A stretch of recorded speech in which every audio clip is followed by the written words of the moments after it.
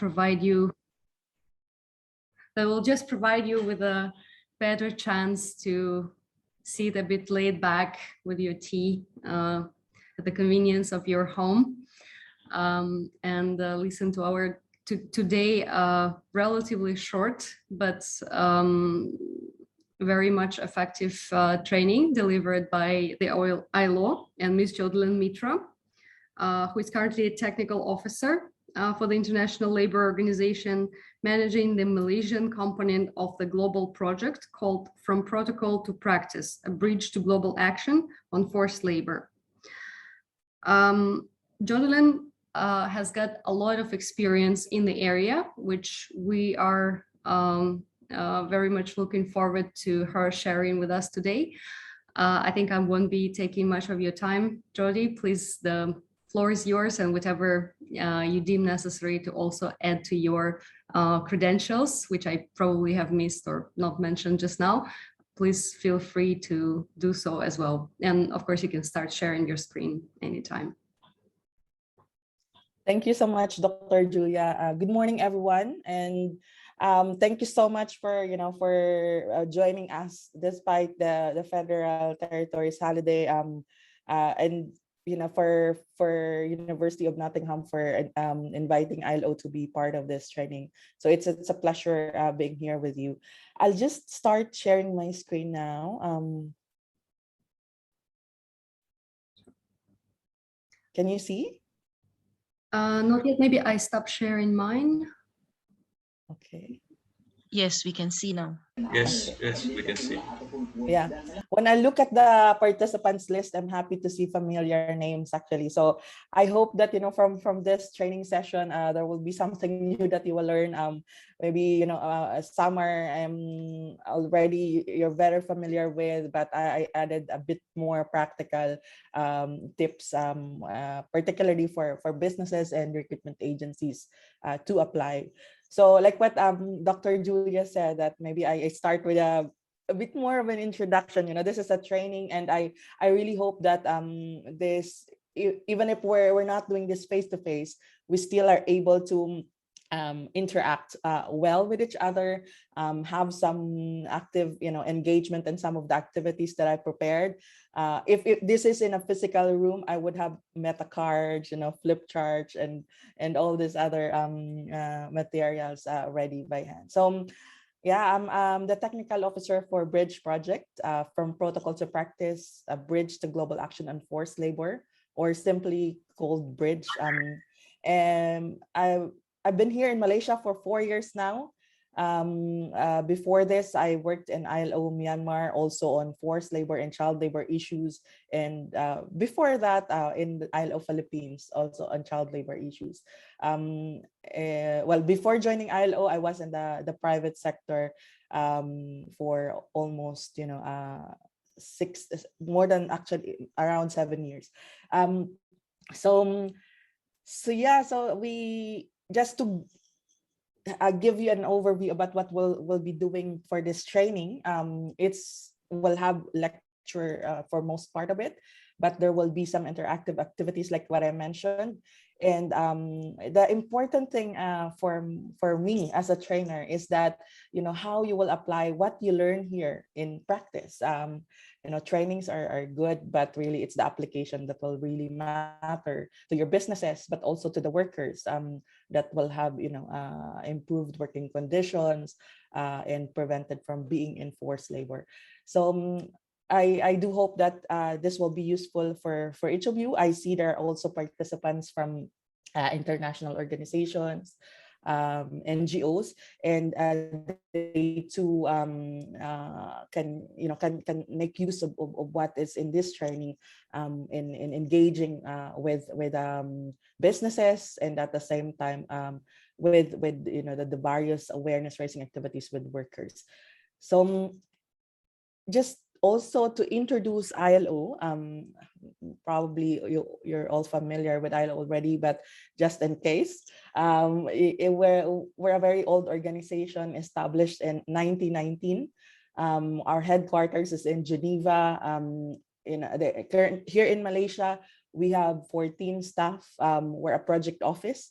backstopped by the regional office in Bangkok, and some of the projects actually have the main office in Geneva itself. Like my project, it has our chief technical advisor based in Geneva.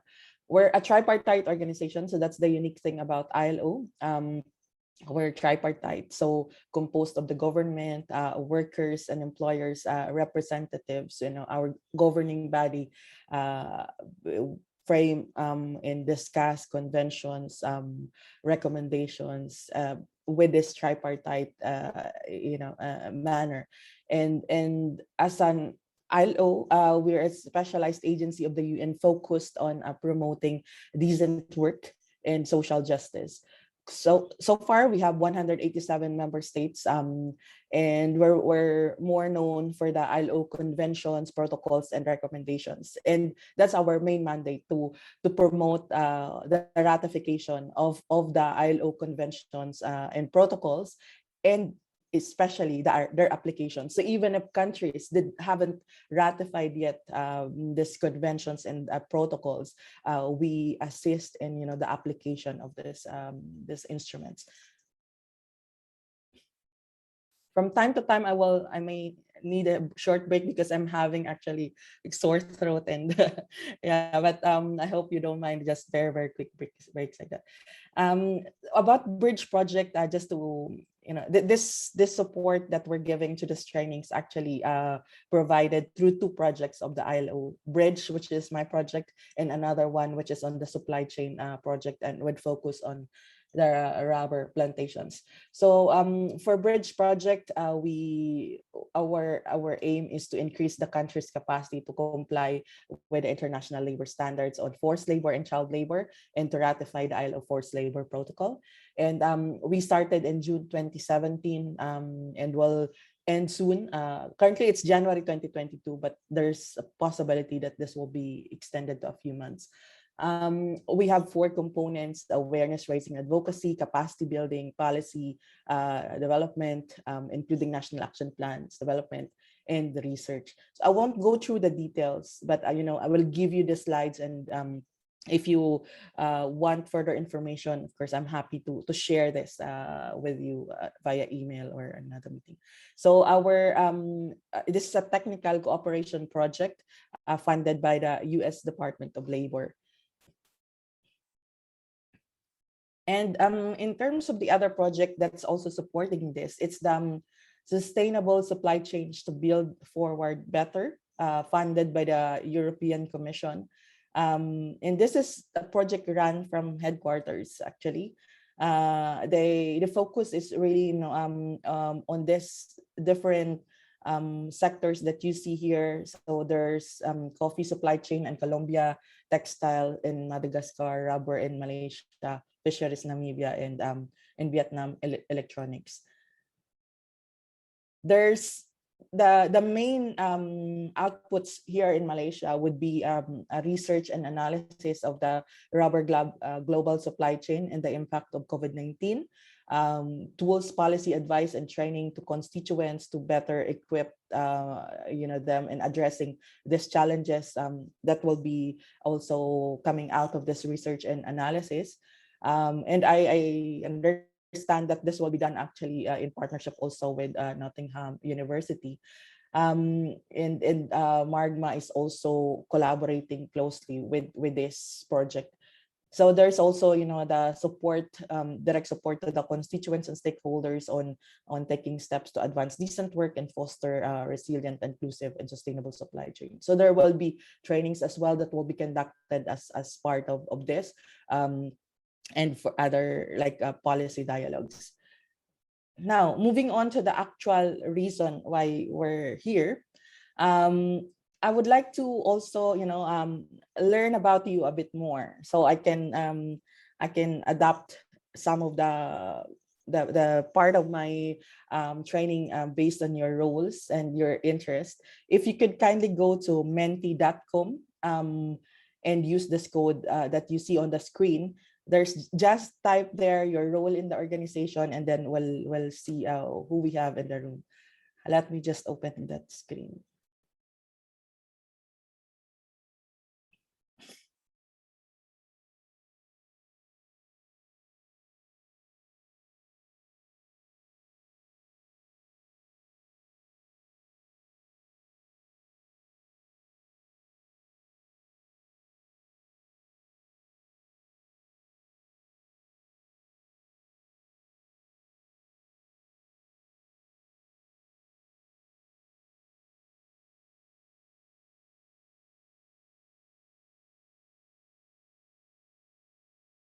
We have someone here, senior officer, team lead. You can go to this link, menti.com, and use the code 77648984 and start typing there your role in your organization. So it doesn't matter which organization you belong, whether private or NGO, international organization. Just it would be appreciated if you could contribute. Auditor, good, yeah, nice. Monitoring and evaluation. Keep them coming.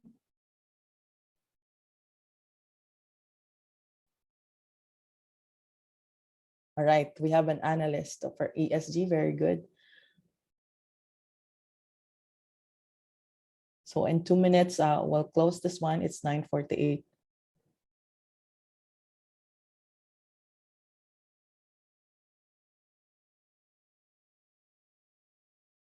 Technical advisor, sustainability manager, lecturer, compliance management,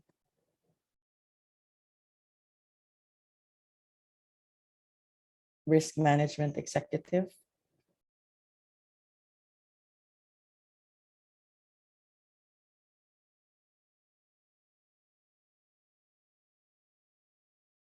so it seems many here are auditors.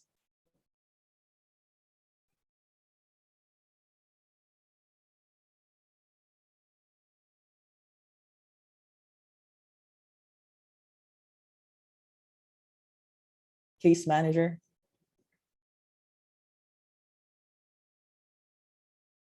Very good to have someone also in the room to give us some, like examples later on, like practical issues that maybe case managers encounter. So would encourage participants to also speak up if you have some additional inputs that would be helpful to your fellow participants. We have a chairman advisor, country representative, CEO and founder. It's good to see that there's high level interest in this training, and indeed the importance of having top level buy-in to the work on forced labor, and cascading this down to the different roles would be very important. So I think we close this activity now. I think if we review, we have here sustainability engagement. There are many sustainability specialists in the room, executive, manager. There's the auditors, monitoring and evaluation officers, case managers, ESG specialists. There's a recruiter, very good. There's independent consultant, country representative, chairman, advisor, CEO, and sustainable. So it's various roles that are now in our virtual room, but we each of this would have very critical function to actually mainstream the issue of forced labor, child labor, and the other fundamental principles and rights at work to the organization. And if you look at these roles now, you have here like case managers also that could, if you could establish partnerships in the future, could also help liaise with workers and to understand better the issues that the workers face. For instance, if you are developing due diligence tools and you want stronger workers' voice and in those tools, and getting inputs from those who are encountering the risk of forced labor on the ground, it's nice to actually get inputs from those that handle this kind of cases as well. So I close this part of my presentation and go back to my slides now.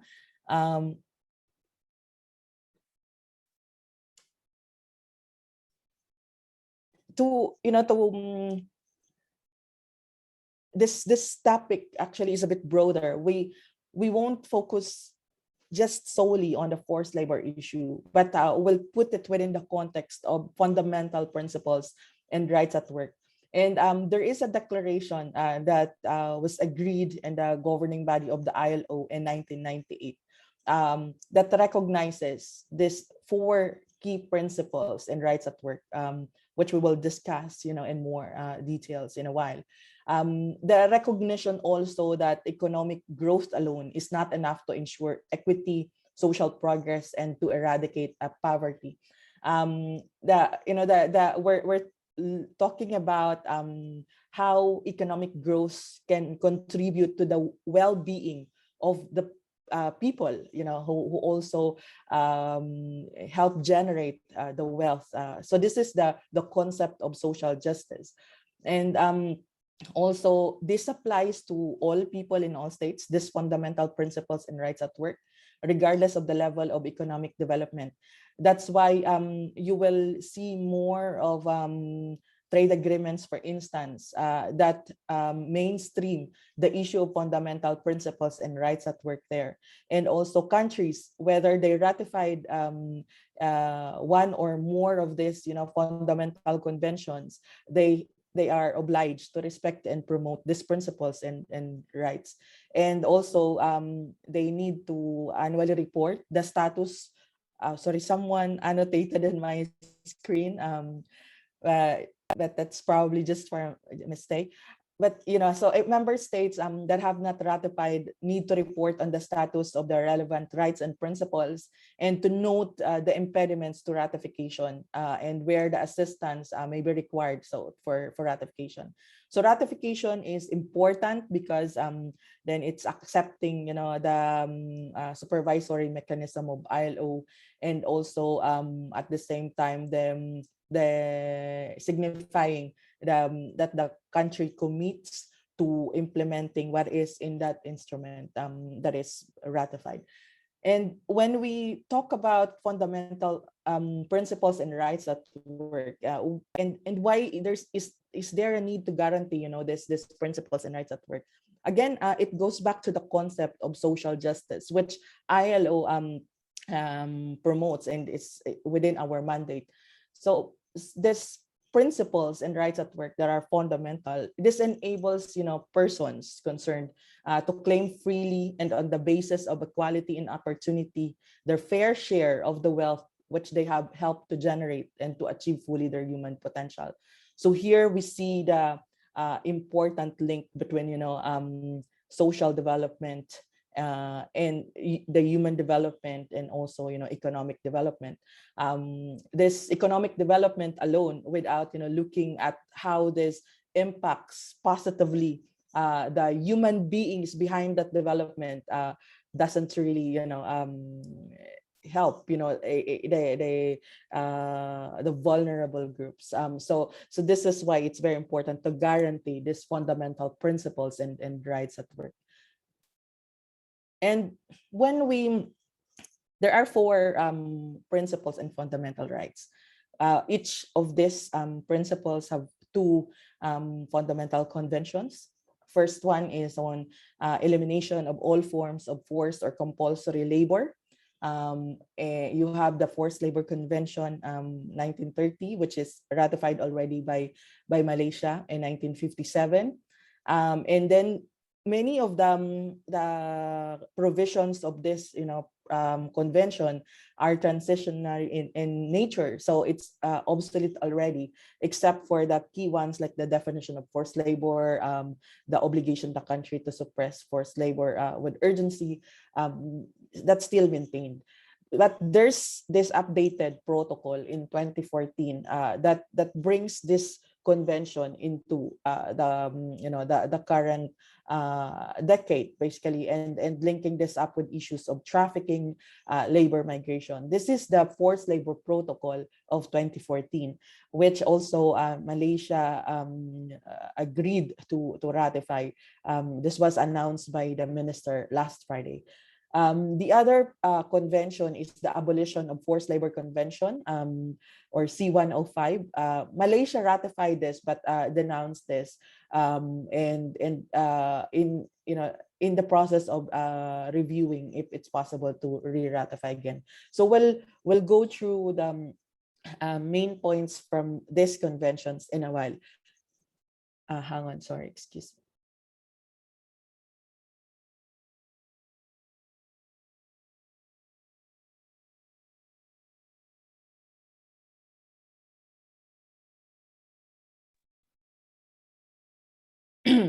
Sorry. Then the other principle is the effective abolition of child labor. There are two conventions. First is the Minimum Age Convention, 1973, C-138. This was ratified by Malaysia already. Then the C-182, Worst Forms of Child Labor Convention, also ratified by Malaysia.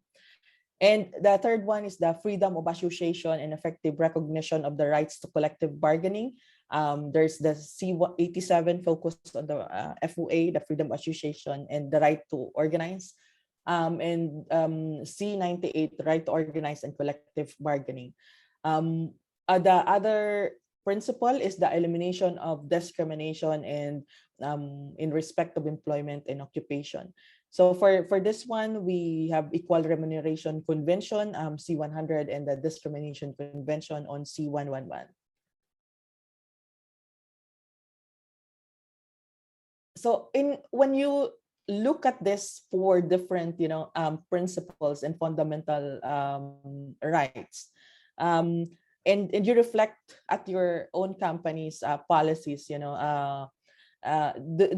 does your company currently cover these topics within your policy, or is it just like one or two of this? So can you again go to menti.com and use the same code that was also shown earlier, and there is a question there, a poll actually.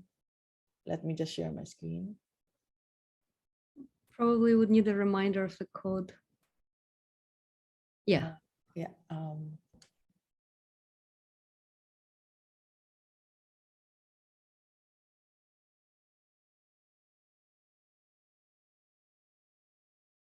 Yeah, so can you see the code?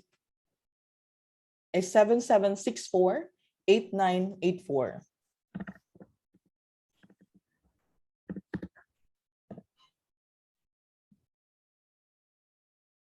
So we won't be able to see who's putting in the answers, but you can,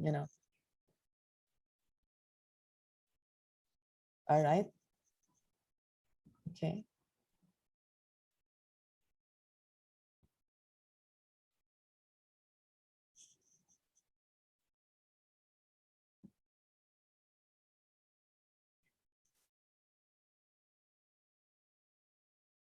Good, good. Keep them coming.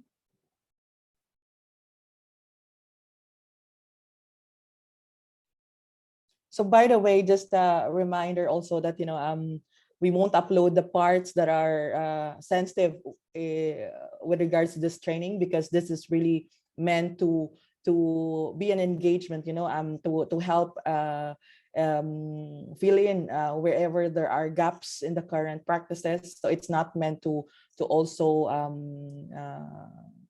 be used against the participants here. So just a reminder to everyone. Okay. Good. So in the responses that we have here, the most of the policies actually cover almost all of these issues. But forced labor and non-discrimination are really high within the agenda. Then followed by child labor and freedom of association. So okay, there are additional inputs. Good. All right. Right. Thank you so much. So it's the same trend basically, right? Non-discrimination, forced labor, child labor, and freedom of association and collective bargaining that's the order of priority, it seems, among the company policies. So well, just this training, I hope that from this training, what you will take away is that, these four issues are actually all fundamental principles in rights at work. And these are important to be tackled by companies. These are equally important. And um, hope when you get back to your companies, and if you're doing a review of the policies, you also consider how to strengthen it to cover these four principles and rights at work. Of course, there are different ways to monitor their implementation, and that's the objective also of this training. But I will be focusing more later on the examples of how to include this in your due diligence checks with regards to forced labor and child labor, because these are where my expertise lie. But for freedom of association and non-discrimination, these are important topics where ILO also has a lot of materials and tools trainings. So yeah, so it's I'll close this one now and go back to my slide.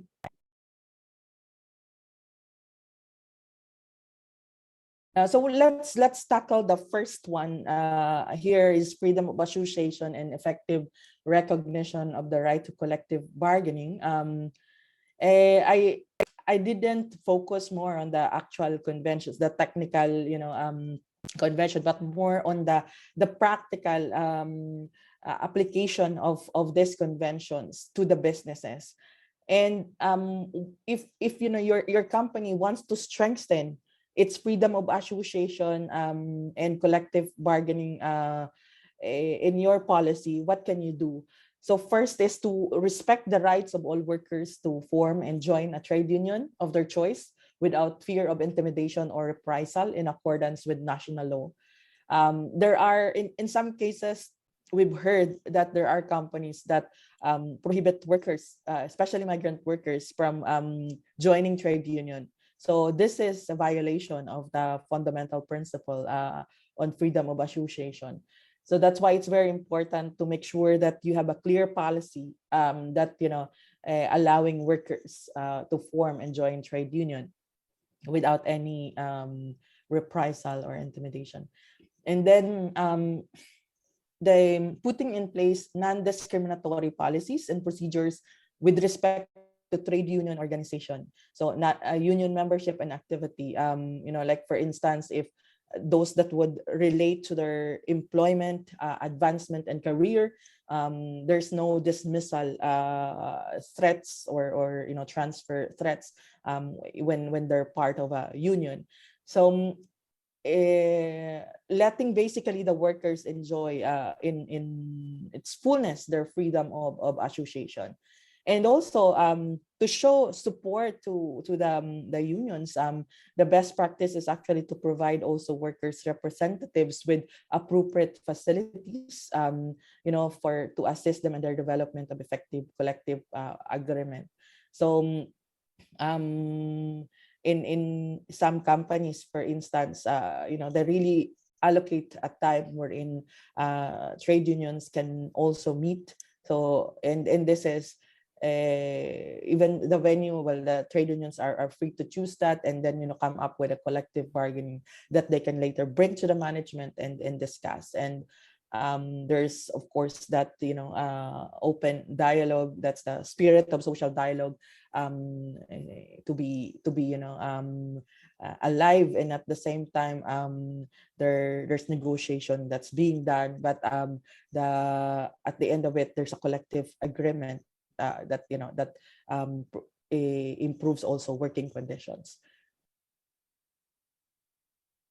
So I think the reflection question that I put, the importance here of increasing the workers' voice in your operations. Currently, when you, again, the takeaway that I hope you could get from this is currently, how is your operation doing with regards to increasing the workers' voice? It will, because you increase in credibility with regards to how you do business.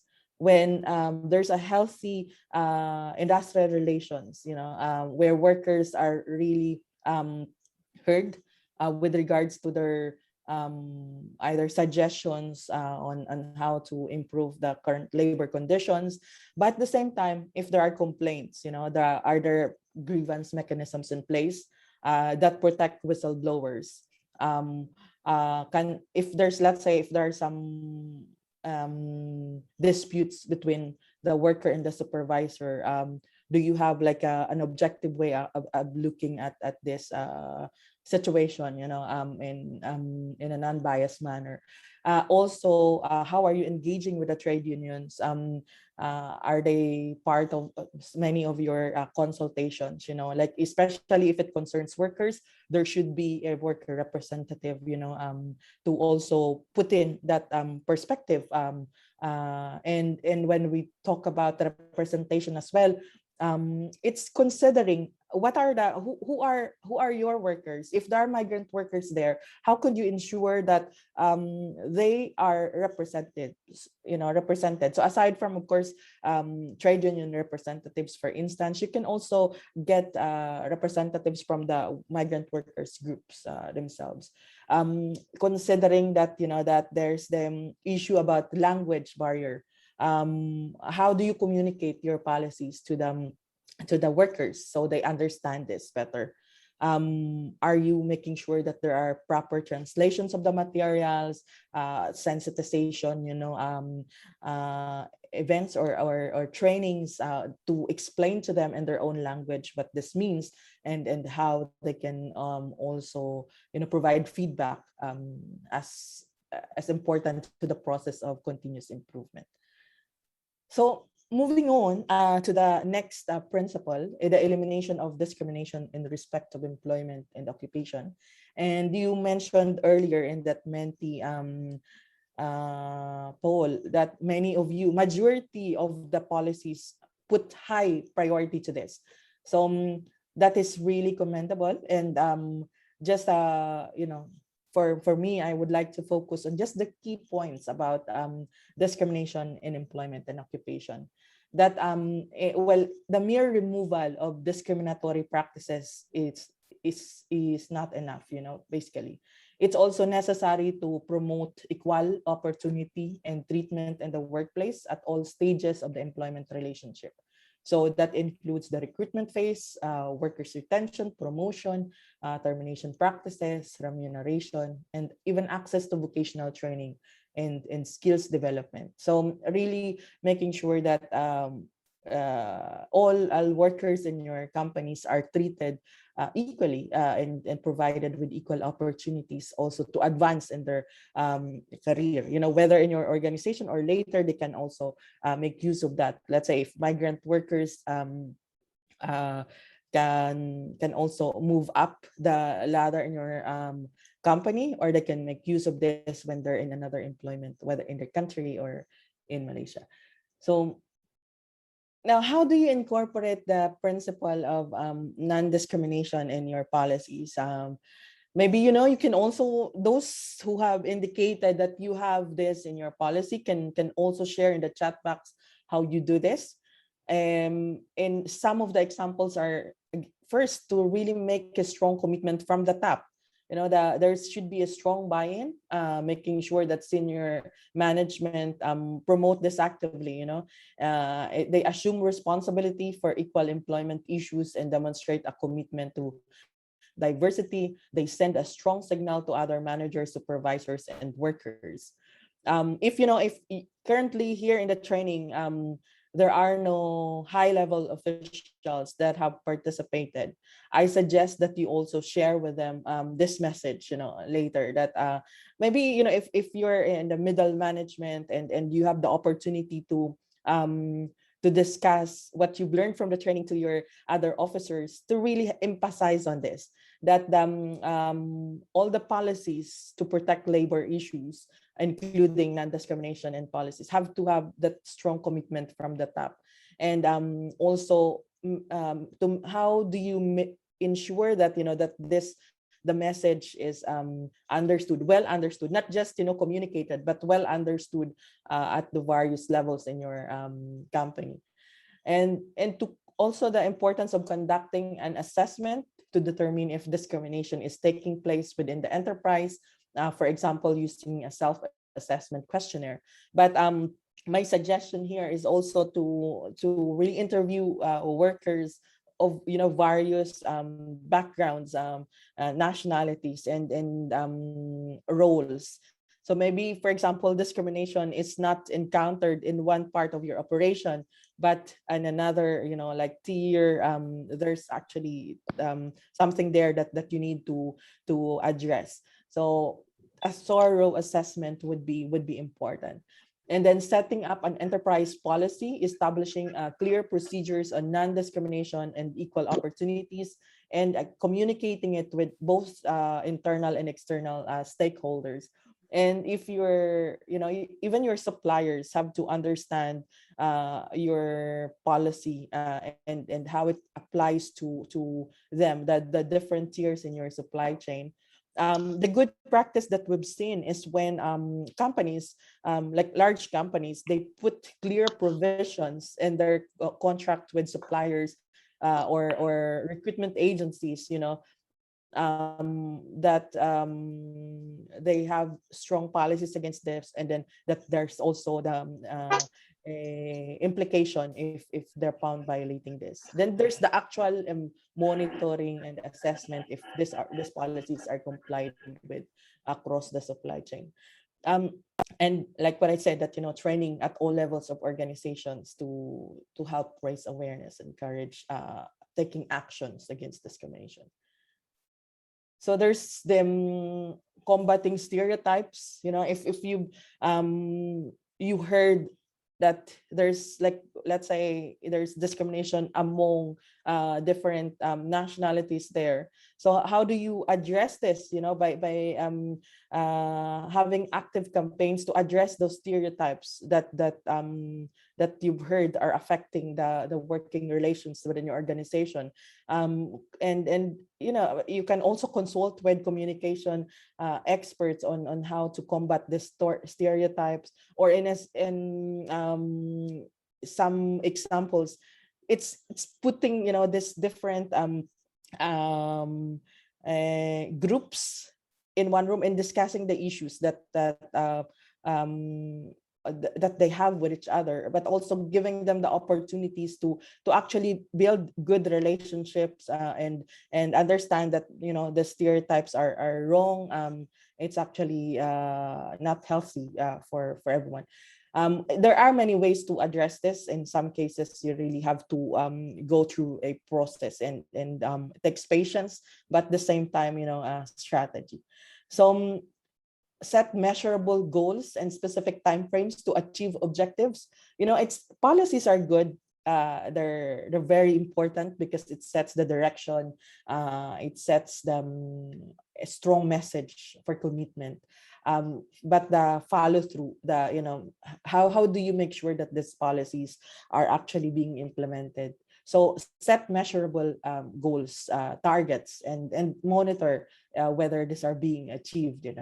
And in that monitoring, quantifying of progress, also involve the workers very closely. Make sure that it's done objectively.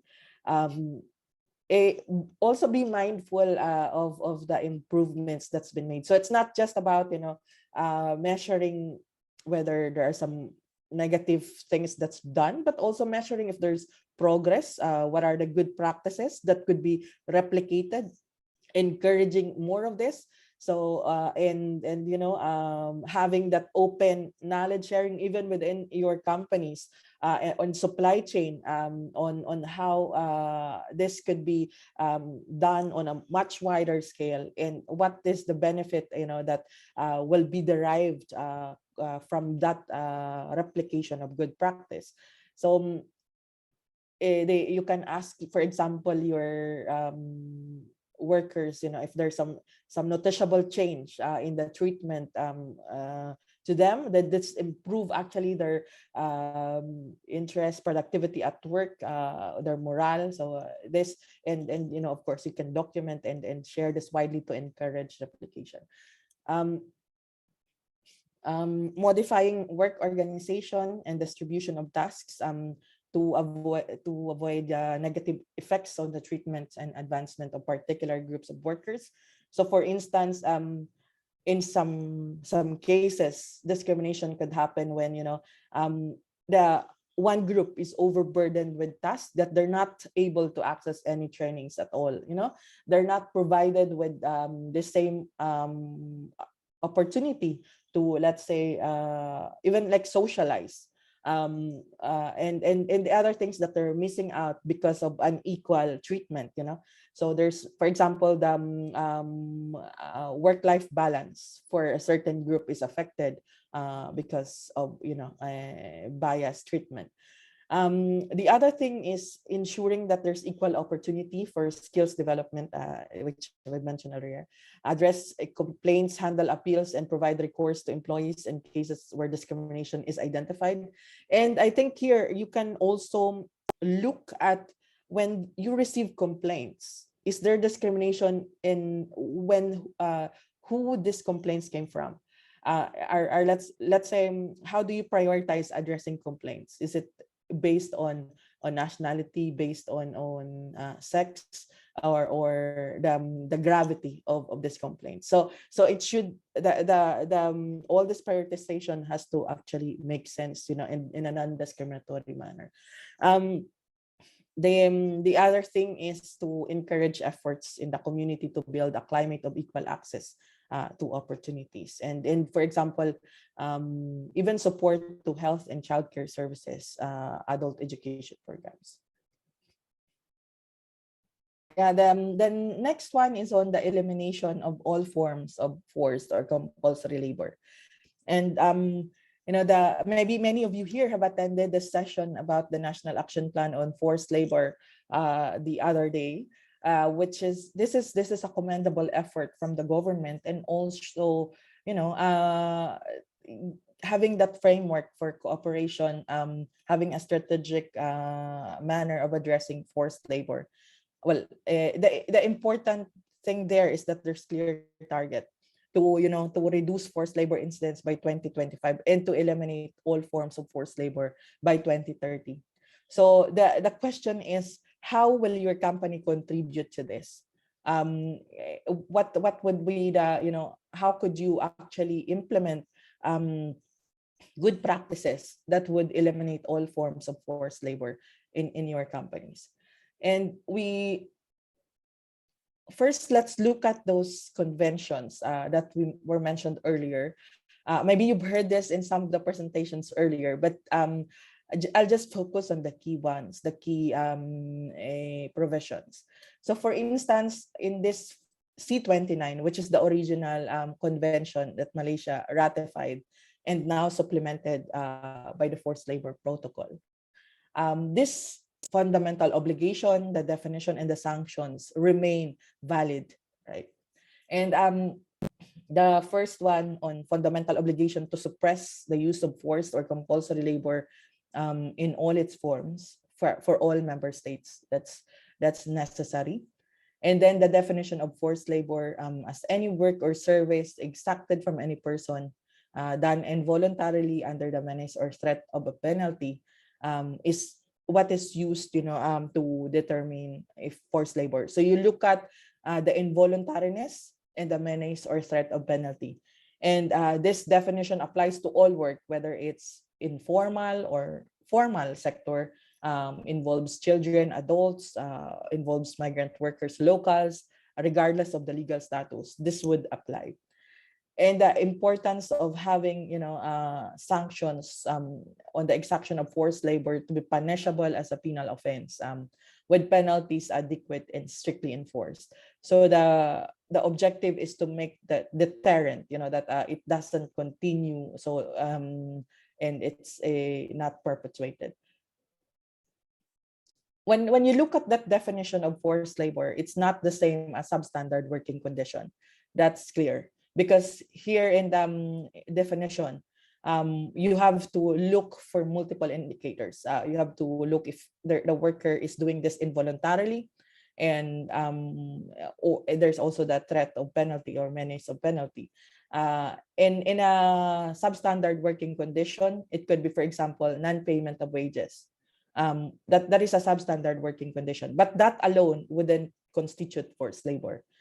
For example, the non-payment of overtime pay, that is a labor violation, but on itself, just one violation wouldn't be enough to say that this is forced labor.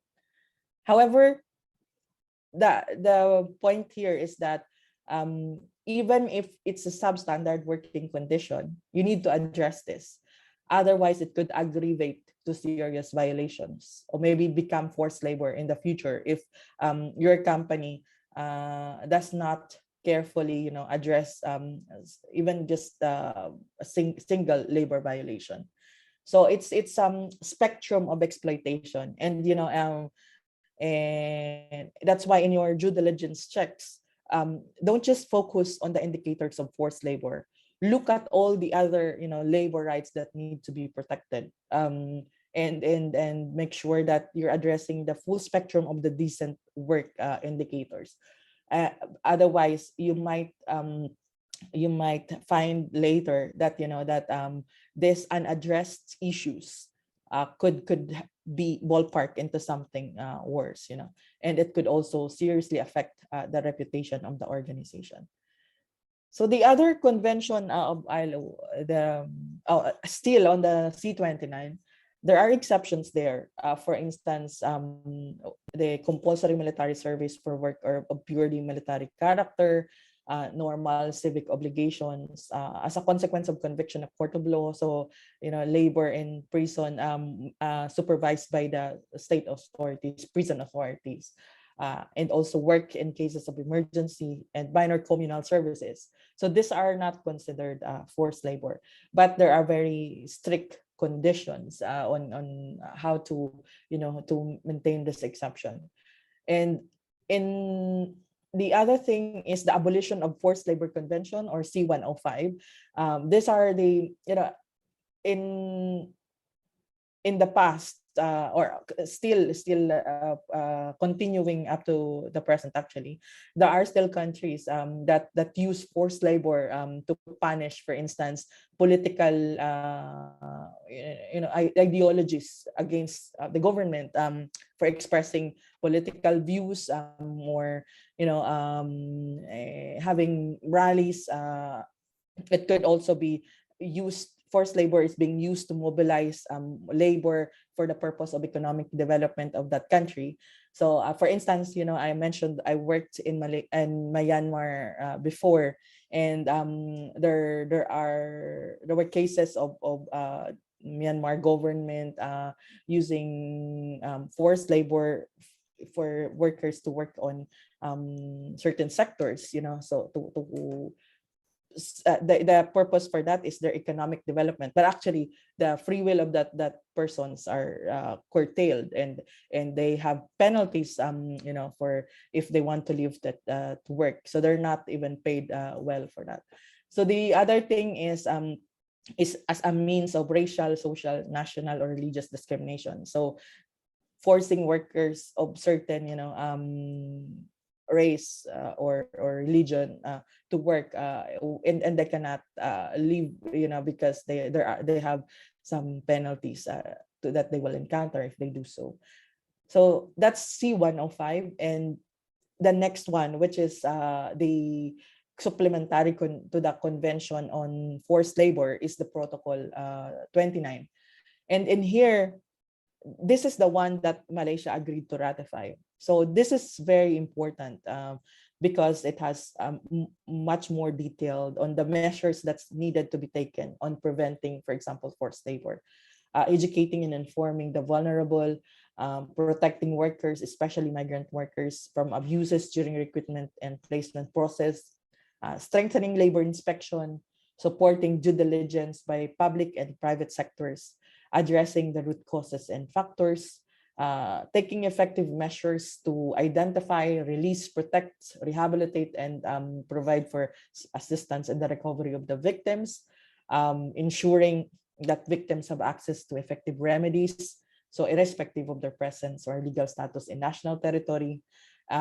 Measures shall include also actions against trafficking in persons, developing the national action plan and plan of action for eliminating forced labor, and cooperation with each other in preventing and eliminating all forms of forced or compulsory labor. So this is, well, I've chosen the key provisions, but of course you can check out the ILO website for more details on this. There's an accompanying recommendation to P29 that provides for guidelines on how countries can implement this. The recommendations, by the way, these are non-binding. So it's just the conventions and the protocols that are binding, but the recommendations, they're meant to provide guidance on how to implement the conventions and the recommendation, conventions and the protocol. So, again, when we go back to that definition of forced labor, there's the two elements, that you need to look at: the involuntariness and the menace or threat of penalty. And involuntariness, the issue of consent is always in question. Would you consider, for example, if a worker, they verbally or in writing provided their consent to work, and can they still be in a forced labor situation? Is there a possibility that there's forced labor even if the worker consented, in verbal or in writing, to work on that particular job? Can you type your answers in the chat box? I won't mention your name when I read out the answers.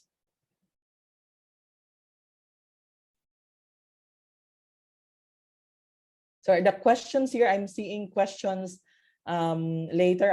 We will go back to this, and also the inputs from the others. We'll take this towards the end. So can you, sorry. In this question, can you write in the chat box your answer? There is one. Okay, yes, very good. If a worker has given written or verbal consent, they can still be in child labor, in forced labor. Yes, I think all are in agreement, no? Because consent could actually be taken through coercion, and in some cases, the worker may sign, for example, a contract that they don't understand. So it could be shown by the perpetrator of forced labor that there's a written consent, but then in reality there was no clear explanation as to what is in that contract. There is no understanding about what is in there, and there could be other forms of deception that's been involved. So that's why you have to always make sure to look at the other indicators of forced labor, and not just focus on whether there is that agreement from the worker in writing or verbal to work on this particular situation. Now there's the other issue on child forced labor. This is, this includes death bandage by the family, or by, for example, in some cases when the parents took money, or took loans from the employer, and the children are the ones working to pay off that debt. So that's banded labor, and that's child forced labor. Also, it could, when children are working for the same employers as with their parents, and their parents are in forced labor, so automatically the children are working in forced labor situation. That's why it's important to look into this situation as well when we're assessing, if there's forced labor in the company, and look at the presence of children working for the same employer. Forced labor for children is a worst form of child labor, and that should be like set as a priority, to be for elimination. Now we go to the indicators of forced labor, and these are the 11 indicators that many of you are familiar with already. Um, the first question there is, why are they not found in the ILO conventions? So just to clarify that these are not indicated there. When at the ILO convention, the definition, it's this menace and threat of penalty and the involuntariness that needs to be checked. And there could be various indicators beyond the 11 indicators actually that would be considered, when you look at this involuntariness and menace or threat of penalty elements. Countries can adapt these indicators, based on the situation. And as we know, the working relationships are also evolving, so there could be other forms of coercion. That's why for these 11 indicators, these are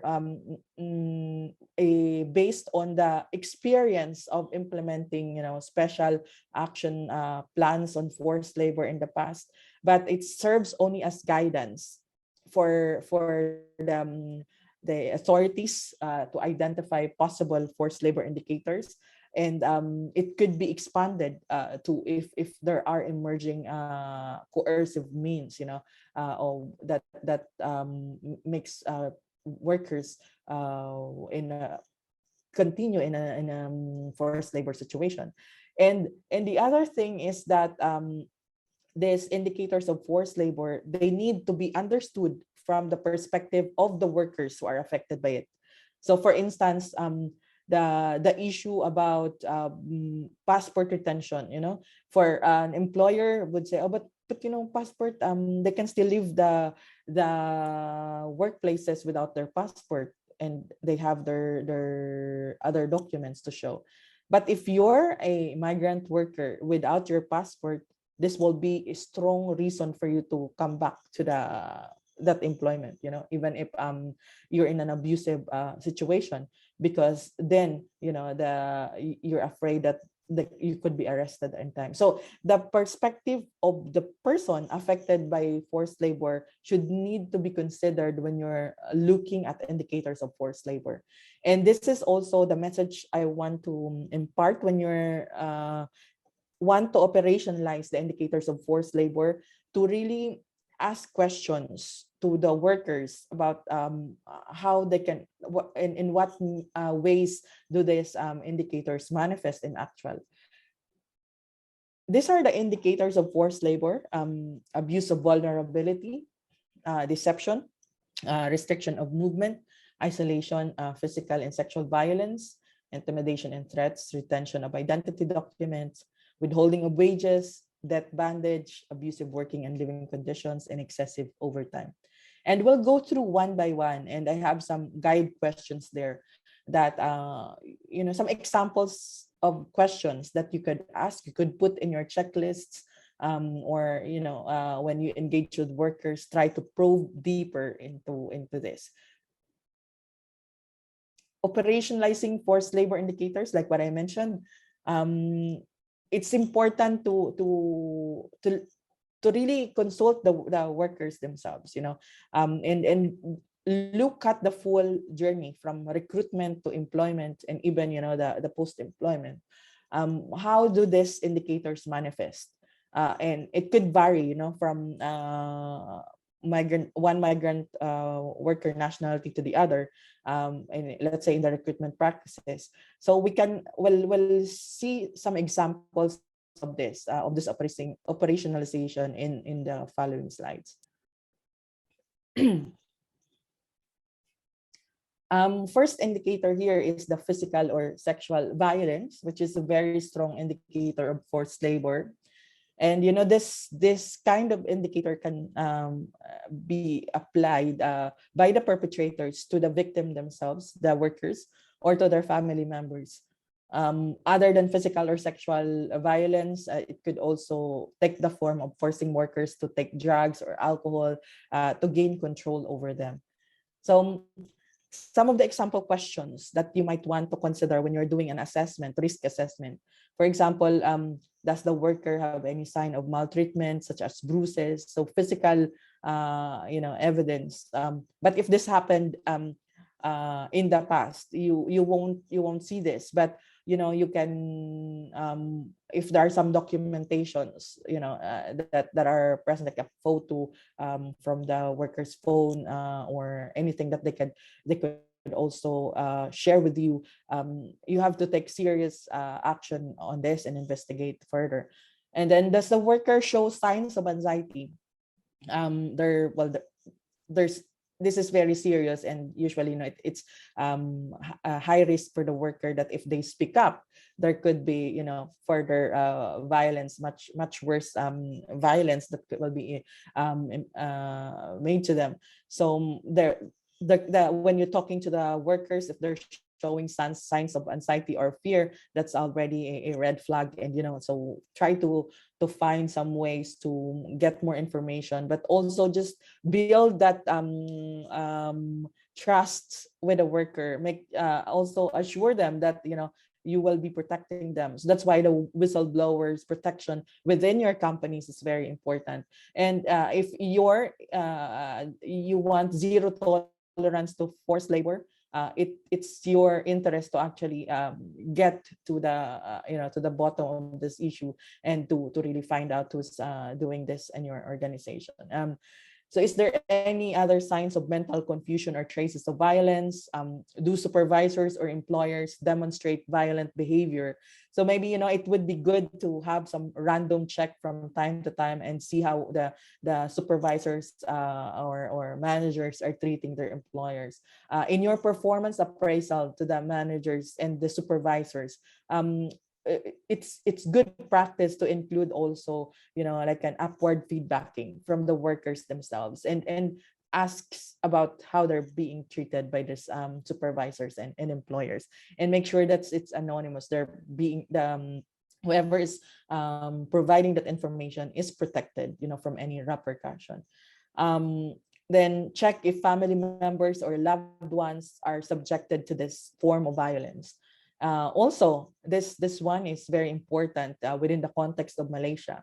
Violence could happen in the workers' accommodation. So, as in your company, do you have a way of checking, monitoring if there are forms of violence that could be, happening there, and how are you addressing this? Gangs, for instance, are there gangs that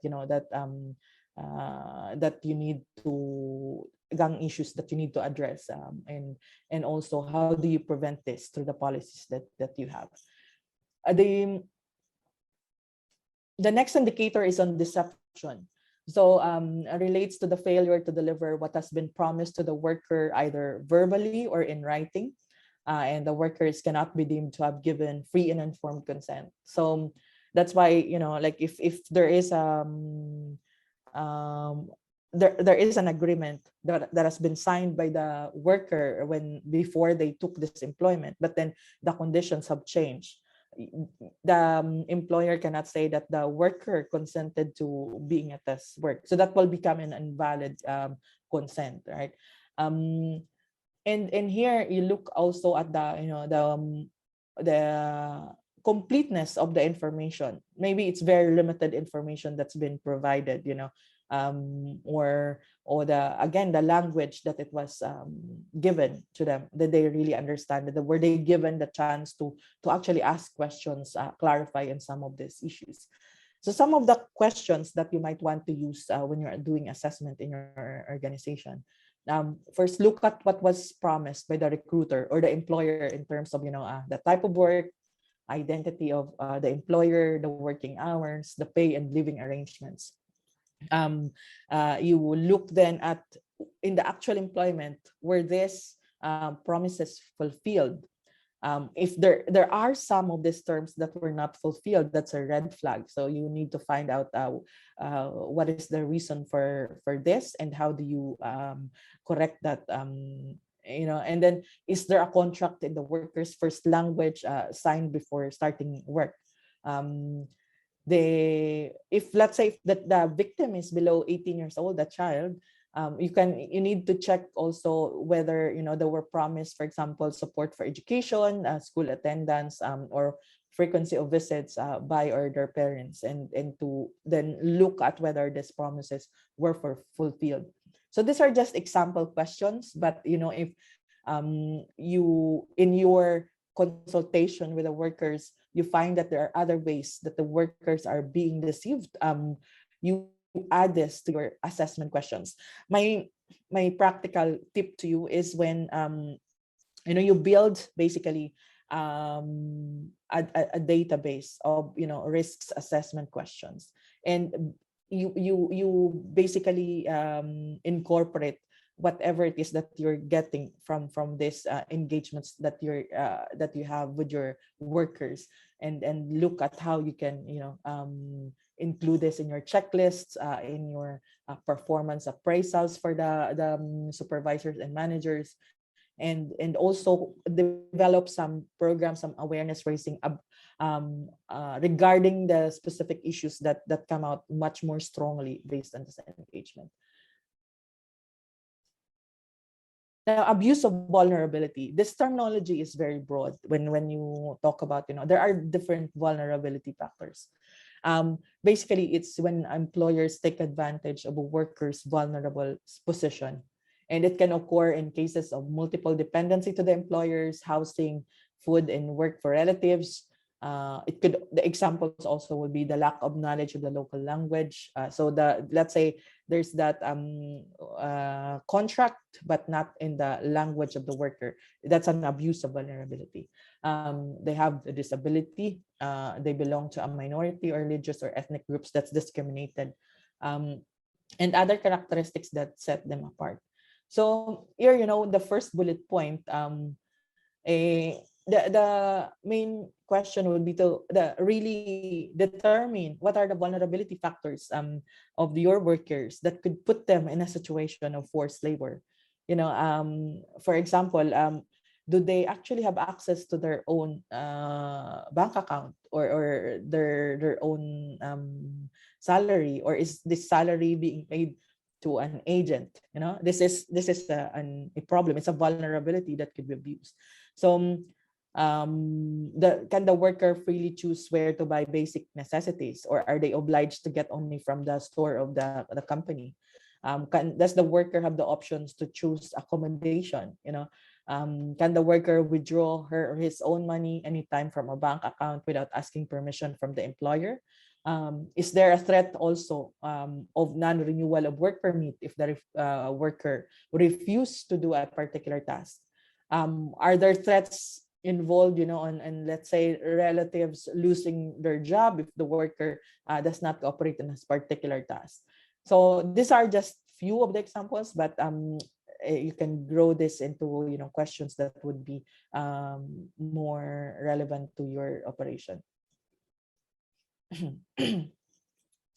In terms of the death bandage, so we say death bandage when perpetrators, they artificially inflate the amount of debt, often by adding exorbitant interest and then deducting little or nothing from the debt and increasing the amount of time. So the so-called debtor must work, and the debt cannot be paid off in a reasonable amount of time. There's also the absence of transparent or accessible accounts that allows for debt manipulation. So some questions related to debt bandage are very much related to the recruitment fees, because if worker paid exorbitant amount on recruitment fees, then they're obliged to stay in working for an employer for much longer time than maybe they can freely choose. So the example of the questions would be: does the worker have to repay high or inflated recruitment fees? Are these deducted from the salary? And then the workers take home pay is much, it's very small, that won't actually support their needs if eventually they decide to leave an abusive situation, for example. So is the worker forced to pay excessive fees for accommodation, food, or working tools and safety gear that are directly deducted from the salary? Has any loan or advance been paid that makes it impossible to leave the employer with exorbitant interest? Is there clear written agreement about the repayment, and are the terms acceptable? So you look at this presence of debt payment structure that that systematically keeps the worker from that employment for than what is freely chosen by the worker. And also we look also at that presence of whether there's transparent and accessible terms and agreement as to how this the debts would be paid. And so the worker can plan that within this amount of a month will be able to pay off. I have this remaining amount that I can send to my family, or can also use in Malaysia. So there should be some reasonable amount left from the worker's salary to that will enable them to enjoy also their product of the work. Yeah. And the other thing is on the retention of identity documents, which is related to passport retention. If workers are unable to access the passports and other legal documents on demand, and if they feel that they cannot leave the job without risking their loss, so well, workers, they have the right to keep their own passports, and they must not be dictated to turn it over to the employer or recruiter. If in case it's for safekeeping or admin purposes, then the worker should freely consent to it, and they can take it back anytime that they need it. So the questions here would be, who holds the workers' passports in your companies? If let's say if some of the workers don't have this, let's say when we talk about the workers in your companies, not just those that you directly hire, but also the workers working for your labor contractors, for instance, are they keeping their own passports? Are they, if let's say if it's not with them at that particular point when you did the assessment, is this on a regular basis, or is this just temporary, let's say just for administrative purposes to renew like the work permit? And does the worker have access to the documents at all times? Can they, let's say if there's a facility for storage, do they actually have 24/7 access to that, or do they still need to ask permission from somebody else? So that's not like on demand. They could get their own passport. That should be a red flag. And then do the workers' accommodation have storage for personal belongings? Because the minimum housing standards and amenities act actually requires that there's a storage in the workers' accommodation. So the workers can actually keep this passports and other personal belongings in that storage if they choose. That's why it's a good practice to make sure your workers have their own storage, that they alone can access. Restriction of movement, locking up or guarding workers to prevent from escaping the workplace or have their movements controlled using surveillance cameras or guards. And when there's a requirement for to accompany the worker when they leave the site. So there are a lot of questions here that we put, and some of this are related to the recruitment. Like let's say, how did the worker find the employer? This is just to understand the recruitment means for the worker, to see if there is any coercion involved during the recruitment. In some cases, there could be kidnapping that's involved. In worst cases, they could be, they could have been promised a work in another sector, and then they end up in your company. Did someone use force or blackmail to get the worker to work to the employer? Has the worker attempted to run away? So that's why here, the workers attempt to run away. It's something that that shouldn't be right away taken that, oh, this is this worker should be reported to the authorities. You have to understand why did the worker attempt to run away. There could be some other indicators there that needs to be looked at, and it could be indicators of forced labor. Are the living areas and workplaces heavily guarded? Has the worker contacted family members or friends? Can the worker leave a working place freely? Can the worker, you know, freely leave also their accommodation? Is the worker locked up at the workplace? Are they forced to sleep at the workplace? Are there visible signs indicating that the worker is not free to leave the workplace? So the, you know, looking at the physical structure, barbed wire, presence of armed guards as well, and other constraints. And does the workers have days off? Can they also freely contact their friends and family members? Is, if there's an absence of the worker, are they monitored closely? Are they allowed to leave for only a limited time? You know, and to understand why, are this reasonable conditions or not, or are this like coercive means to restrict the movement of the workers? So the intimidation or threats, it's various forms of daily harassment and reproaches that undermine the victim's sense of self-efficacy. So it could come in a different forms, you know, could be like verbal abuse. It could also include sleep deprivation, you know, constant overworking, living under substandard conditions, humiliation. Um, and used to keep victims in a state of constant fearfulness and uncertainty. So the example questions, does the worker make statements that are incoherent or indicate indoctrination by the employer? So it seems like, you know, the worker has been coached by the employer what to say. You shouldn't take it, you know, like I think I saw a lot of auditors in this earlier when we had the Mentimeter. So I think one of the key you know thing about conducting verification is to really look at the signs also of possible, you know, coaching or indoctrination by the employer, you know, making sure that you're able to triangulate later this information and get further you know, like information that could clarify a certain statement. So is there any sign also of sleep deprivation or constant overworking or living in substandard conditions? Do the workers report any threat against themselves or their co-workers or family members? Is there any sign that the worker is subject to racketeering or blackmailing with or without the complicity of the employer? Are the outsiders allowed to speak to the worker?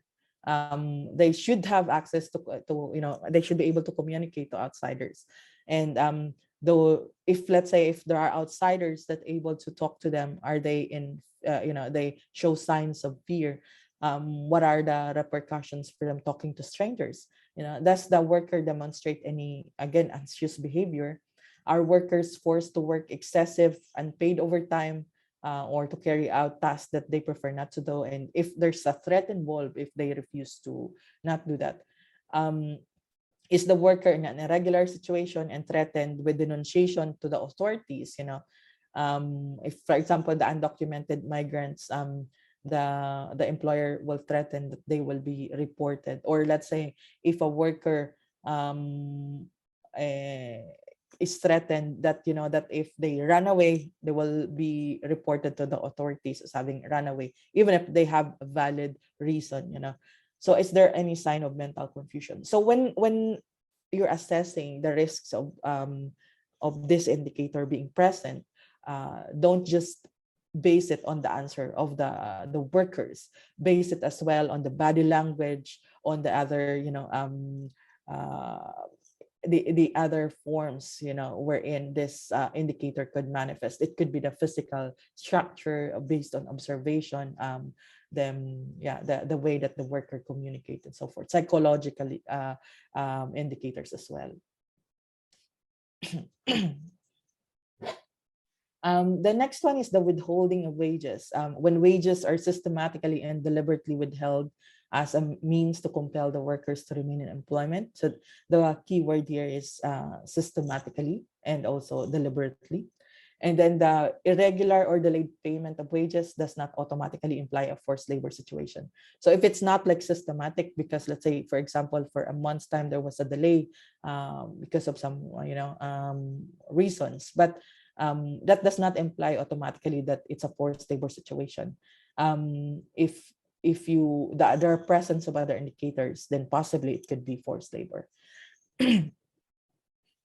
So the example of the questions, does the worker have a regular employment contract? And can you see there, how are wages paid? Is it going to be through bank accounts, or it's on a cash basis handed to them by the employer?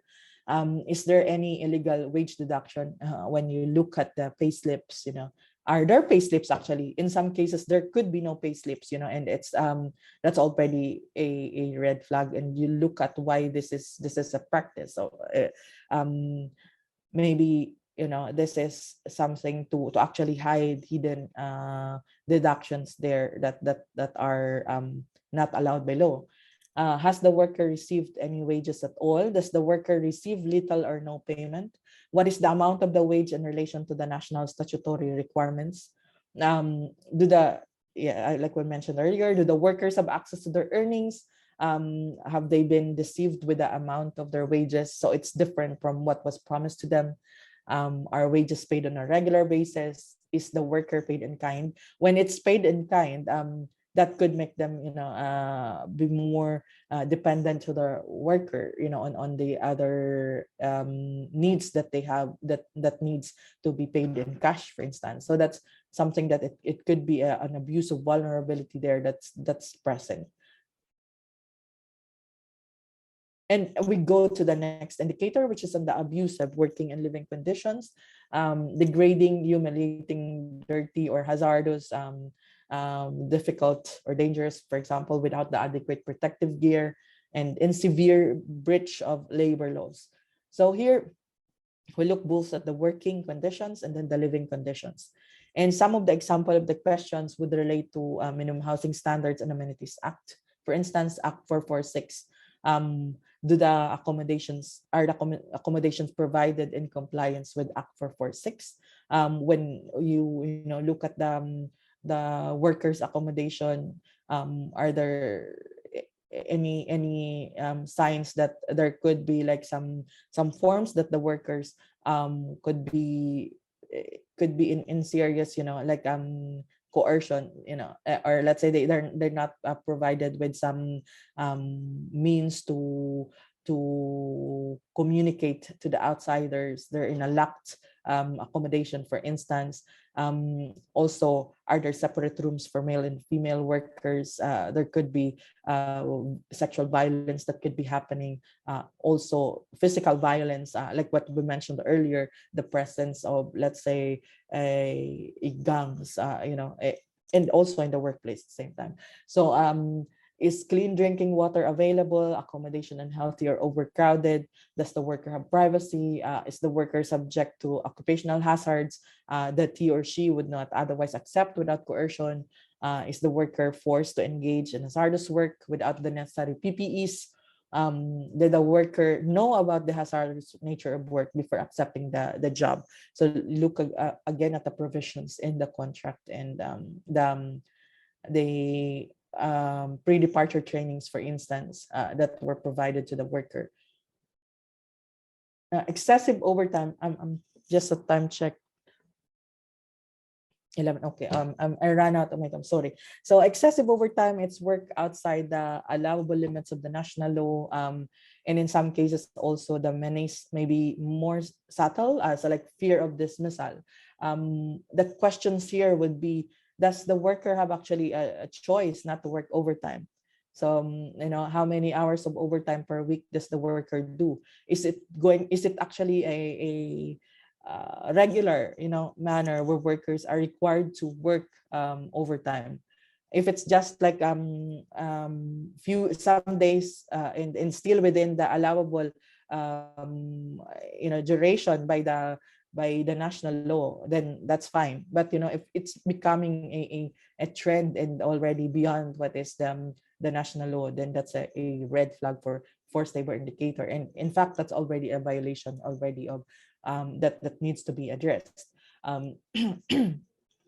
How often is the worker asked to work overtime? Like, is there a penalty if the worker refuses to do overtime? For instance, we've heard that let's say some workers are told that if you don't work overtime now, you will not be able to you will not be allowed to do overtime next time that you want it.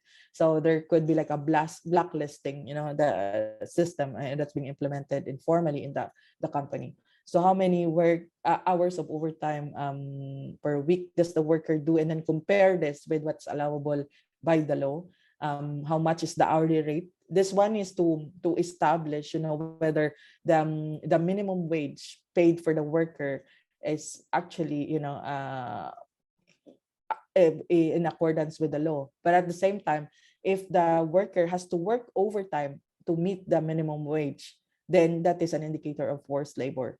The overtime should be on top of their regular wage. And then does the worker have to do overtime to meet production targets? And this is more of on a frequent basis.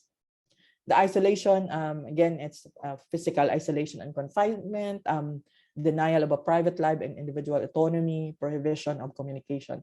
So example of the questions, is there any fear of reprisal for the worker, to leave the work premises or the accommodation?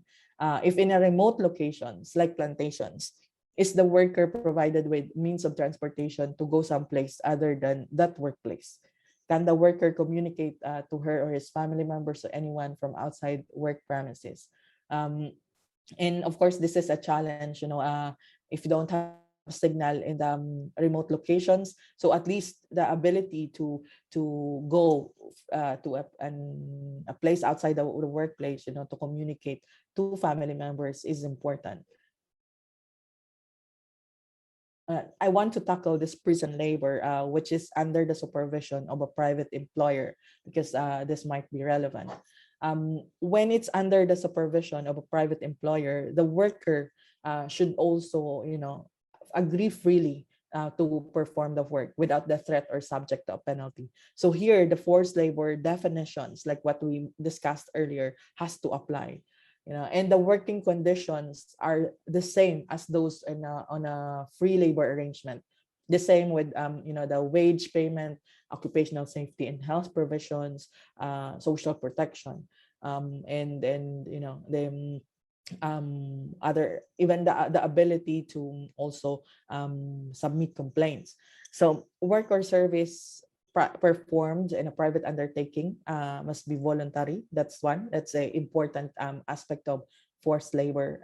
And then they must freely give consent, so without subjected to threat or penalty, and including the threat of not being let's say if there's a release period, like the release will be delayed if they don't agree to this particular kind of work under the supervision of the private employer. Some conditions for prisoners also, like to be comparable with the conditions of free workers, like what we said earlier. So it could be, like on wage level, social security benefits, or standards. There could be differences in wage levels, but on the acceptable ones are, for example, on the basis of deductions made for board and lodging. How do you do this if you're doing, let's say, an assessment? So speak with the prison workers directly and examine any written consent forms. Did they consent to this freely without any threats?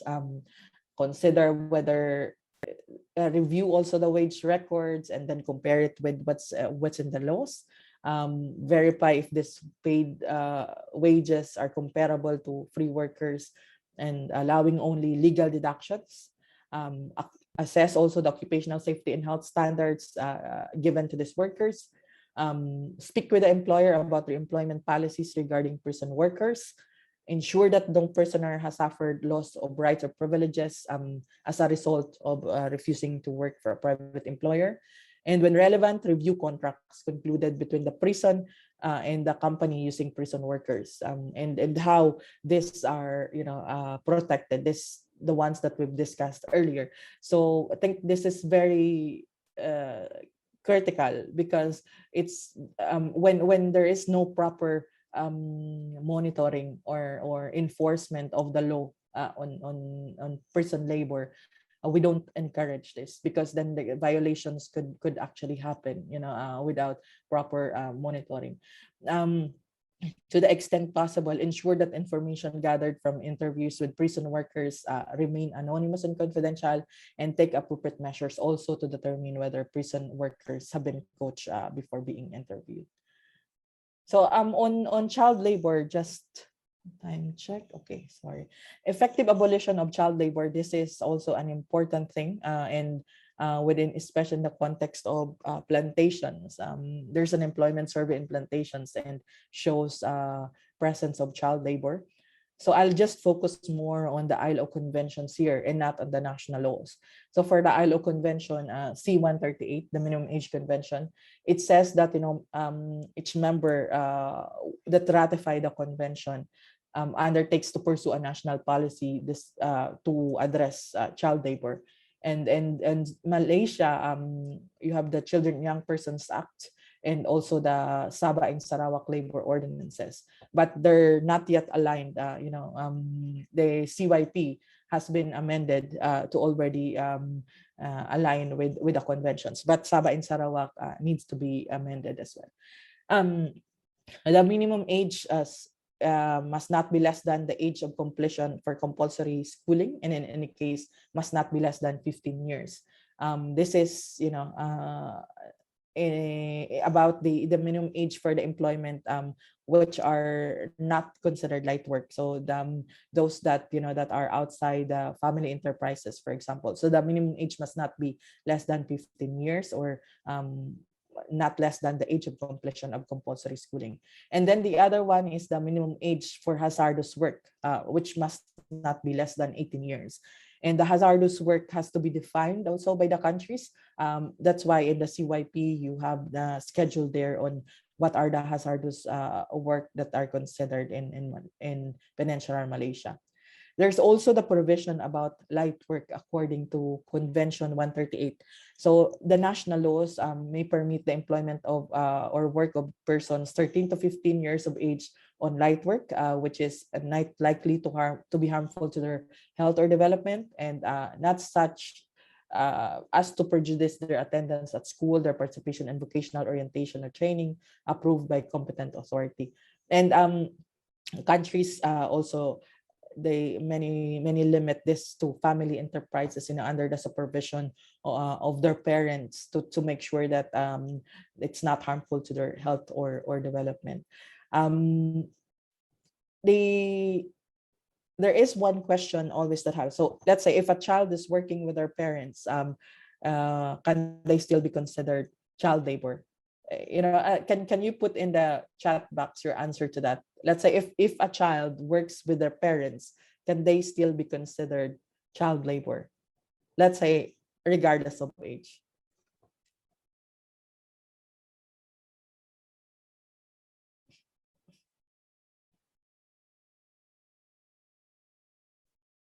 Can you put in the chat box your answer to this one? So if let's say in a plantation, if that's an answer, depends on type of business. Okay, keep the answers coming.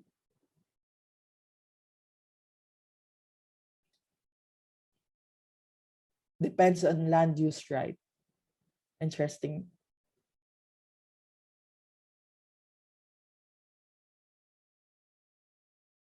Yes. Very good. So I'll stop here because there's a correct answer here. Yes, definitely. It can still be considered child labor, even if they work with the parents. If you look at the conditions of the work, maybe even if the work with the parents is actually hazardous work, or it's a worse form of child labor. So again, the reference would be the hazardous work list. And at the same time, you looked at the age of the child. Let's say if it's age for light work, that they're allowed only for light work. Are some of the work actually considered harmful to their health or development? Or let's say their age, 13 years old, and they're working with their parents, but they are not attending school. So that is not considered as allowable work in C-138.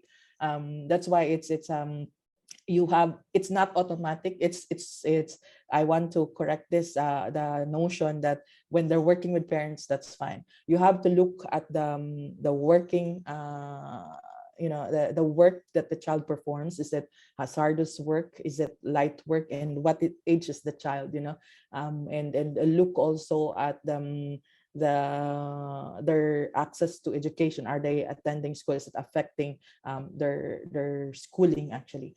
So I hope that's a takeaway for you to bring when you're looking at the business operations and how you're addressing child labor in your companies.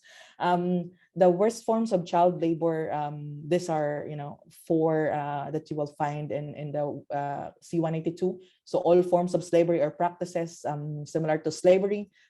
This here we have the child trafficking, death bandage, like what I gave as an example earlier. For instance, the child paying off the debt of the parents, and they can't leave that employment, or let's say if the child is working for the same employer, where the parents themselves are in forced labor. So that is considered forced child labor. And the use or procuring or offering of a child for prostitution, production of pornography. And then also, illicit activities such as production and trafficking of drugs, and the hazardous work. So usually in the surveys, and the D is the most common. The hazardous work for children is a worst form of child labor. That's very common, and this should be an important area that companies must ensure that there is no children involved in any work, well, in general, any work what is allowed by the ILO conventions and the national laws. But at the same time, particularly for the hazardous work for children, there shouldn't be anyone below 18 in that particular work. Hazardous work, these are in the recommendations, and this could be actually developed by the countries in consultation with the different stakeholders from the government, the workers, the employers, and also the civil society. And this includes work which exposes children to physical, psychological, or sexual abuse, work underground, underwater, dangerous heights, or in confined spaces, work in dangerous machinery, equipment, tools, or involves manual handling or transport of heavy loads, work in an unhealthy environment where children could be exposed to hazardous substances. So for instance, if there's like some chemicals that's being used to spray plants, and also they're exposed to extreme temperatures, noise levels, vibrations, damaging their health, and work under particularly difficult conditions such as work for long hours or during the night, as in the example of domestic work, for instance. So I put this here, but I answered that earlier. Laws on child labor in Malaysia, Children and Young Persons Act, and Sabah and Sarawak labor ordinances. And here are some of the example of questions when you want to assess if there's child labor there. Of course, this can be expounded later, but of course, understanding about the situation of the child, their age, also verifying, making sure that what they say as their age is actually true. The do you know your birthday? Some of them don't have documents, so that's a challenge. But there are age verification measures as well. You can check with interview their parents as well if this coincides with their answers. Also, where do they live? Where do this? Who do they stay with? Are they living in the employer's premises? And you look at the whether they're working during nighttime as well. Are they free to leave actually the work premises as well? So where are they from? Is there, because you want to also look at the situation of how the child got into this particular workplace. So we look at whether there's no abduction there that's involved, or there's trafficking that might be present. The knowledge about their hometown, their education information about their education, what grades are they in, is their education actually affected by their work. So for instance, are are they able to attend school without any sickness? It's affecting, because work affects also children's attendance in school, by through illnesses that they could get, and also at the same time some of them have to be absent to go to a particular workplace. So you want to see the effect of work to the schooling, even if they're in school. And this is particularly true to those children who are allowed to go to school. Many of the child laborers are not allowed to go to school. But if even the local children, based on the employment survey and plantations, some of them are in child labor. So you need to also look at how this is affecting their education. How did you find a job? Are there equipment or tools that they use so you can look if this is dangerous tools or equipment? The working time is also an important consideration where to determine if it's child labor or not, because there's a limit that's set by the CYP and the Sabah and Sarawak labor ordinances, and that should be compared as to what's the actual working hours and work days of the child. The time that they usually start work. So there's also provision in the national laws, that for children, they cannot start, for example, as early as 7 o'clock in the morning. So there's this, you have to look at the working time, working hours, the time that they end work, because the night work is prohibited. So maybe if some of the children are working at 10 o'clock, that is already an indicator of child labor. Also the injuries that they got there, how they're getting paid. Are they actually getting paid, or it's somebody taking their salary from the employers? Are they paid in kind?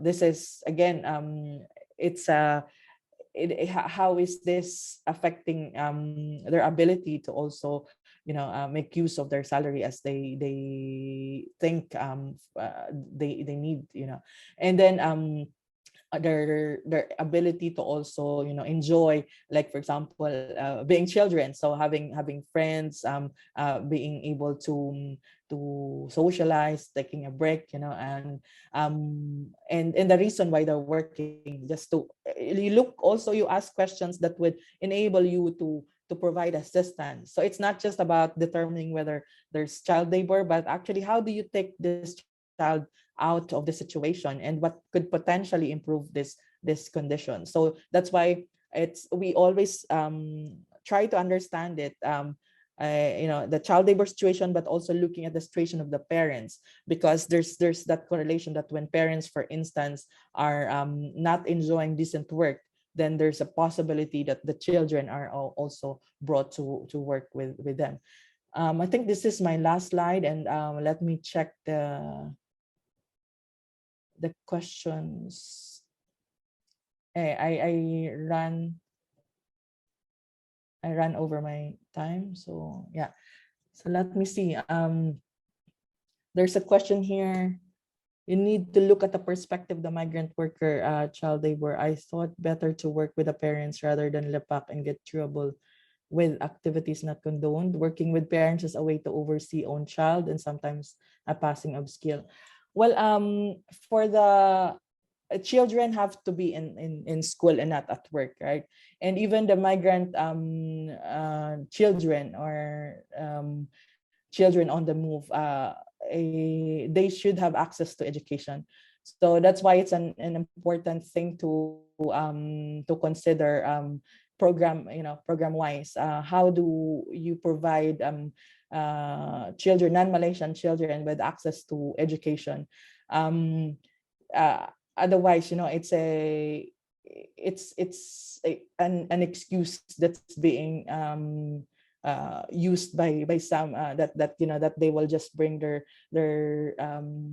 children, or let children work in their plantations, because there's no facilities to this.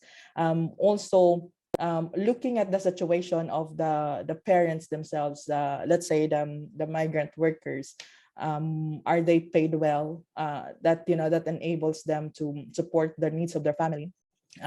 So there's no need for them to bring their children at work, and um you know and then introducing them to certain works that could be considered dangerous. Let's say there's chemical that's involved in there. Them even, like, for example, productivity based payment system, right? That's closely linked with child labor, because there's a quota that family need to meet before they can it increases their income. So that too needs to be reviewed. And how do you what is the way of monitoring that this system actually does not encourage also child labor? So it's just that the the children, they shouldn't have this burden of supporting their families financial needs. They should be enjoying being children with the rights that are in the CRC, in the Convention on the Rights of Children. So that's my answer for that one. Let me just check the other ones. And indeed, like what you say here, it's a way to pass on skills. Not all work by children is child labor, so that has to be very clear. And at this, it's the same time that not all work of children with parents cannot be considered child labor. So there is that situation wherein work of children can be allowed, and again, that's the reason why you have to look at what is the exact tasks that these children perform. Are this not affecting their health, and are this allowed by the law? This will be the work that that are not considered child labor, and a good way of passing also skills. But in some cases, it's just that even if they're learning from that job, but at the same time their health are being affected, then in the long term it will actually have a negative effect to them. They and they're not being in school will affect their ability to access decent jobs in the future. What are the priority issues affecting child labor in migration in Malaysia? So the first one would be the education, access to education, making sure that there are a means for the children of migrant workers to also be able to access any form of education here. And then the other thing would be also looking at the situation of the migrant workers that are adults, and seeing how this can be improved, so that there's no need for them to bring their children to work. Well, the other thing is the business practice itself, and it's important to be to look at how the policy of no child labor is being implemented, and to provide assistance to the families in their children. Like well, we've seen, for instance, some companies that have like educational facilities in their premises. They have playgrounds. So these are good examples to replicate in other companies as well. Let me just move on. Discrimination to migrant workers. My battery is about to die. So discrimination to migrant and local pregnant workers. Migrant workers considered as unfit worker and must go back to home country, but local worker, not an unfit worker, can work as usual. What is your opinion on this? Yes, indeed. So I like what I mentioned earlier, that the discrimination has to basically to remove all those discriminatory practices. So there needs to be a review of the current policies to make sure all the discriminatory provisions are corrected in that sense. Let's see. Okay, yes, I'll provide my contact email. It's mitra@ilo.org. I'll put here now. It's all these topics, actually, we have more detailed. Usually our trainings last for 2 days on the fundamental principles and rights at work. So we're trying to compress this in a short period of time, but happy to provide more information to help you with how you implement policies that would address these different issues. Again, my hope is really that this will be helpful to you, in how you operationalize this. It can be prevented, definitely, and also document your good practices, share it widely to your network, so others can also benefit from this, and there's good practice within the industries and in Malaysia in general. So I think can I still take some more questions? Yeah, Dr. Julia? And there is Audrey holding a hand. She wants to ask a question, I think. Oh, yes, please go ahead. Audrey? Hi, Jolene. Yeah, thanks so much. I just have one question. Thank you for talking about, I guess, the difference perhaps between forced labor and substandard working conditions, and that being a spectrum. I think my question is, in terms of doing an assessment, how would you determine that's a forced labor victim? Does it have to meet X number of indicators at different levels with at least one strong indicator? Or is it such that we should have zero tolerance? So meaning one indicator is already too many. How would you go about doing an assessment to determine whether it's a forced labor victim? Yeah. So thank you, Audrey. That's a very good question. You go back always to the definition of forced labor to look at whether this is forced labor or a substandard working condition. So it's the look for the presence of indicators of involuntariness, indicators of menace or threat of penalty. And if you're able to establish that, then that's a potential forced labor case. The substandard working condition could be like one indicator, for instance, the substandard living conditions. It's a violation of Act 446, and that's a labor violation. So it's not going to be enough to say that this is forced labor, but since it is a labor violation, that should still be acted upon. And that should be also eliminated as a practice, and that's my point there, that while we're talking about forced labor, and which is a very serious crime, we should be looking at it more holistically, that think about how your businesses can eliminate all potential labor violations, because some of these labor violations, when they aggravate, they could become a forced labor, which is a criminal offense. So that's did I answer your question?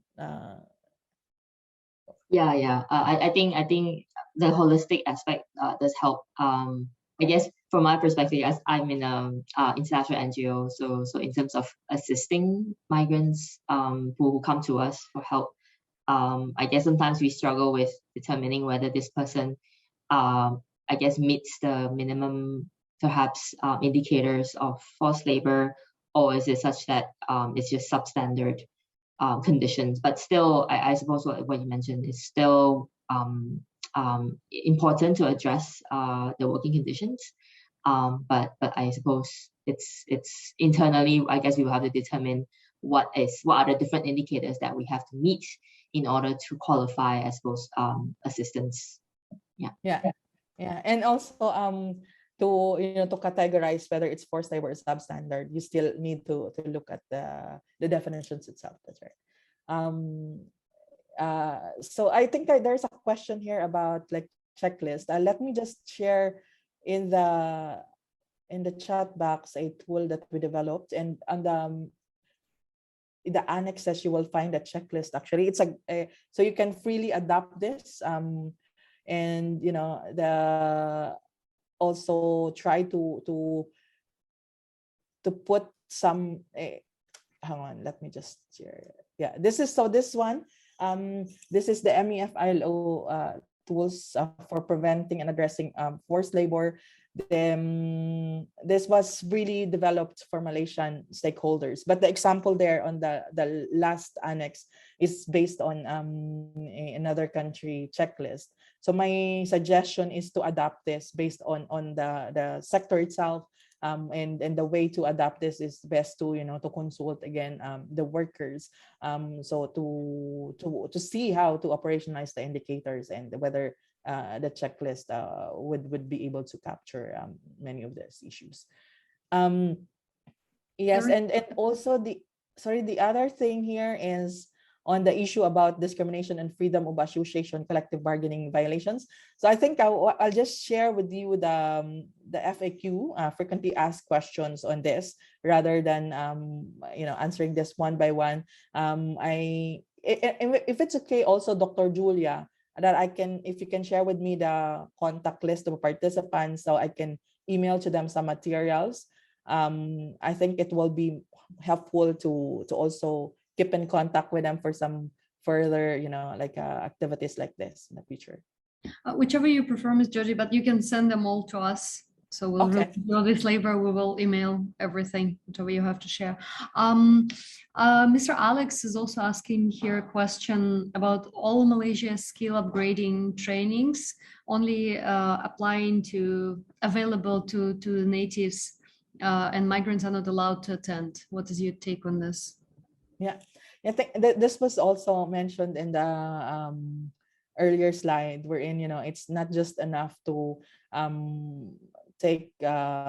eliminate the provisions that are discriminatory in nature, but also to make sure that also the opportunities for further career upgrade, skills training are also available for all workers. So this could be something that that could be enhanced further and discussed with the authorities. I think it's the other questions, Dr. Julia, if you don't mind, because I have another appointment actually in a while. Yeah. And we ran over time. We can download the chat and share it with you as well. So if there is anything to be added, because participants here actually, in fact, are asking us for the chat with the questions as well. That's what we will do. And we're a bit over time, so we have to let you go as well. So I guess we'll stop it here, right? If no one minds.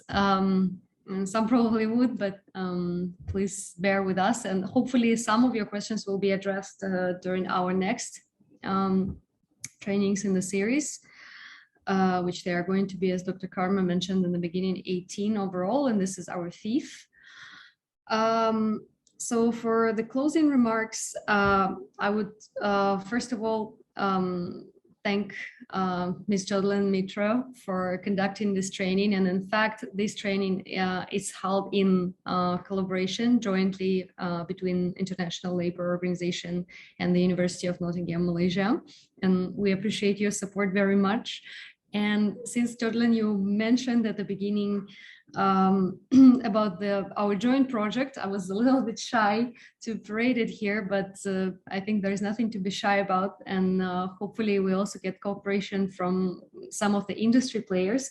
University of Nottingham, Malaysia is embarking on a joint project with ILO, which is called Rubber Glove Supply Chain Decent Work Challenges and Opportunities Research Project. It's going to be also quite an intensive project because of the quite a short timeline. So I guess Dr. Karma, correct me if I'm wrong, but we're starting from around January, I guess.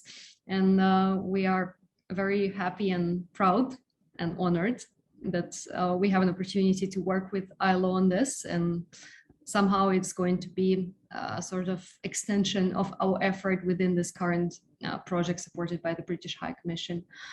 And last but not least, I would like to, well, of course, thank all of you for attendance today. Despite the day has been declared as a public holiday.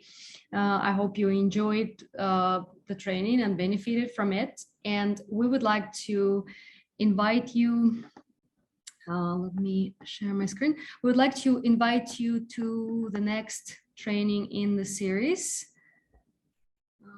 Just 1 minute. Which is going to be held on 6th December, 9:30 a.m. to 11 a.m. By the National Union of Plantation Workers. I think by now, the majority of you, especially those who have already participated in our trainings, you received an invitation to register for the training. So please, to avoid misunderstanding, you have to register in order to be to receive the Zoom link on time before 6th December. We are sending it closer to the date, either at night on 5th or in the morning of 6th December if you register late, but you have to register first. So please do so. And for today, Ms. Savita kindly reminds us to fill up the attendance form for today, because your certificate of attendance will depend on that. Please do register your attendance for today. And once again, thank you so much for, okay, Savita, can you take note? Robert says that he has not received the link to register for the next one. So if have we sent it yet? Have we sent it out yet? Just to confirm, Savita? No, we haven't, but I'll just put in the chat. Yeah. Okay, so sorry for misinformation. So Savita put it in the chat and will be sent out to your emails if you have already participated in our trainings. And for those who newly joined us today, we're going to send you as well. Thank you so much. And thank you for your excellent presentation, Jody, and for your time with us, even overtime with us here today, and for the ILO support to this project. And we're looking forward to working with you in the nearest future. Thank you so much, everyone, and have a good rest of the day. Thank you, Dr. Julia. Thanks, everyone. Thank you. Bye-bye. Bye-bye.